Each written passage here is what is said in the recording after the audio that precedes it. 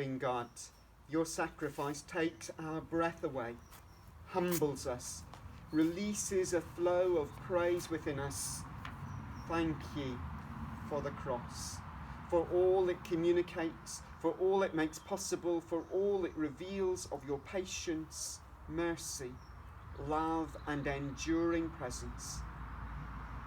May your obedience inspire us to continue to faithfully follow when life is challenging, bewildering and lonely.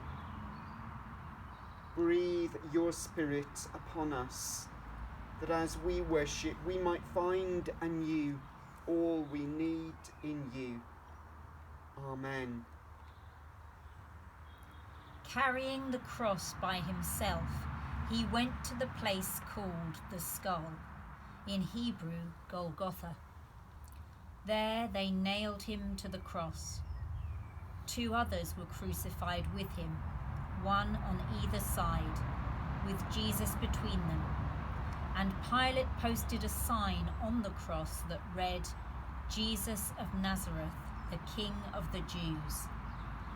The place where Jesus was crucified was near the city, and the sign was written in Hebrew, Latin, and Greek, so that many people could read it.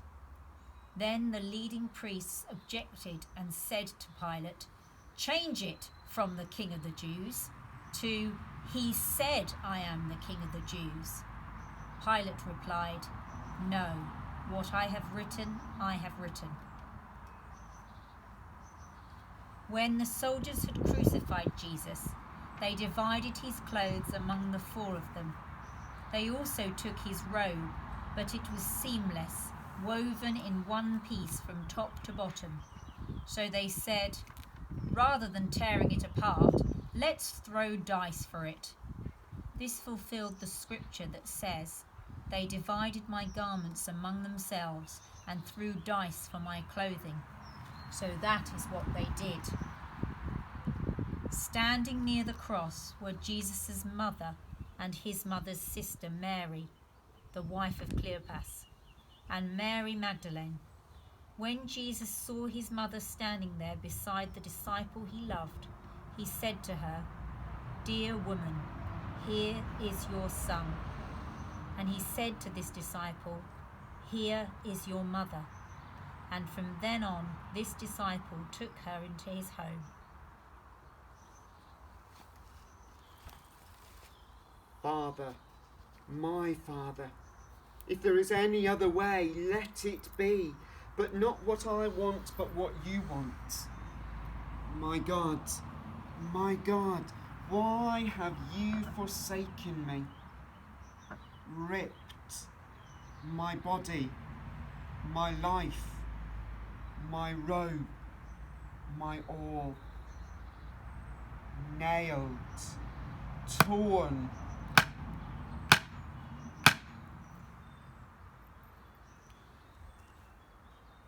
Lord, when your agenda conflicts with mine, so often it is mine that wins through.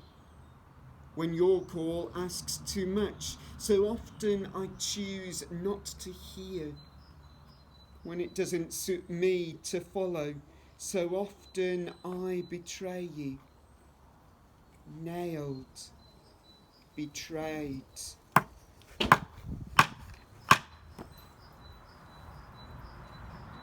Having loved all to the end, in the end all fled. Having provided endlessly, in the end I was deserted. Having drawn others in the end I was driven out. Nailed, abandoned.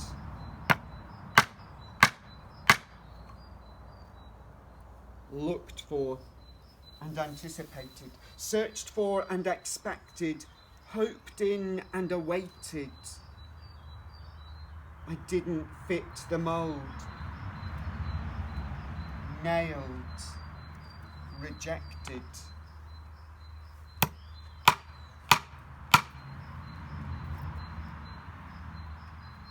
Who do you say I am? What does my life say?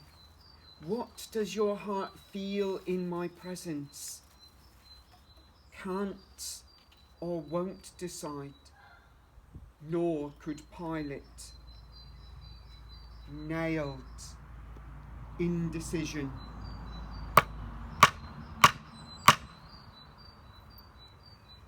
Preachers and teachers, proud.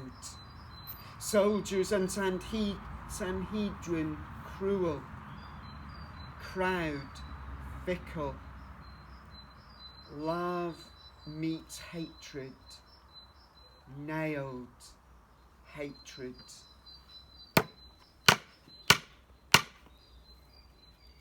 Scorned and scourged, taunted and tormented, bruised and beaten, nailed, abused.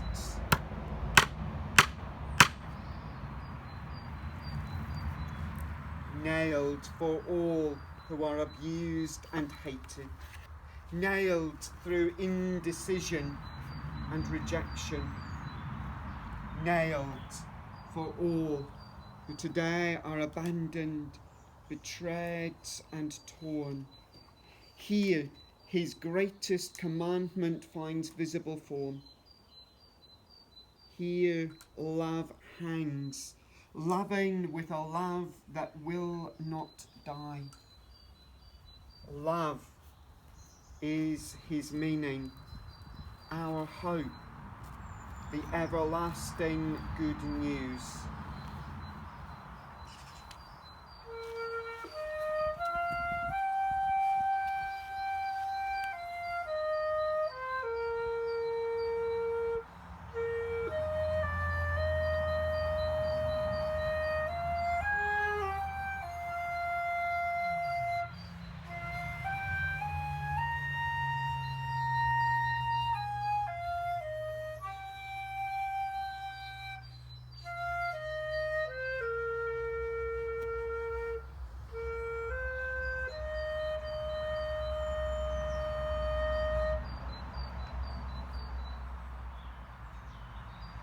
Called to his sight, linger here a while where love finds full expression. Faith discovers grace's length, and hope is rekindled. In your lingering, offer your all afresh to the one who gave his all, that together we might carry faith, hope and love into our grieving, broken, bewildered communities. Holy God, ye who held nothing back, give us courage and strength to stand with you in the place of pain. But as we encounter the cross, it may again be for us the way of life and love and hope. Amen.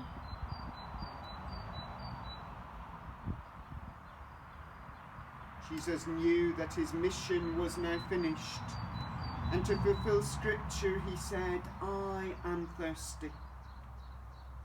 A jar of sour wine was sitting there, so they soaked a sponge in it, put it on a hyssop branch and held it up to his lips. When Jesus had tasted it, he said, it is finished. And he bowed his head and gave up his spirit.